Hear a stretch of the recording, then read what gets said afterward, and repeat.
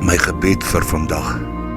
My hemelse Vader, ek is vandag voor U in nederigheid en ek erken dat ek U leiding en krag nodig het. Ek sien die versoekings raak wat na my toe kom. Ek erken ook die stryd wat ek deurgaan om dit te oorkom. Here, ek vra vandag U hulp en ingryping in my lewe. U is 'n liefdevolle en getroue God wat die gevegte verstaan wat ek in die gesig staar. U woord verseker my dat U my nie sal laat versoek bo wat ek kan verdra nie.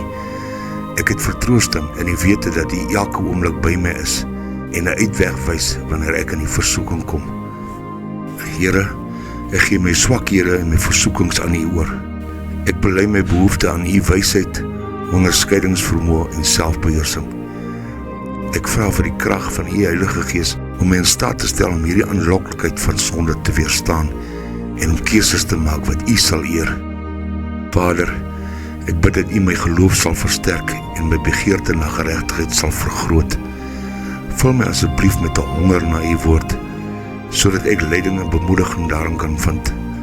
Help my om oor die waarheid te mediteer, sodat dit die grondslag van my denke en dade word. Omring my asseblief, Here, met 'n gemeenskap van gelowiges wat my sal ondersteun en sal ophef. Gee my ook die moed om verantwoordelikheid te soek, sodat ek kan groei in my geestelike pad.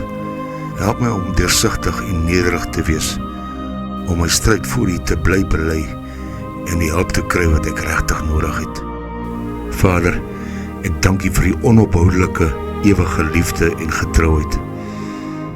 Ek is dankbaar dat U altyd vir my 'n uitweg uit versoeking sal verskaf. Ek vertrou op U beloftes en U vermoë om my te help oorwin. Ek gee my nou oor aan U wil en ek weet dat U in en deur my werk om al hierdie versoekings te kan oorwin. Ek bid dit alles in die kosbare naam van Jesus.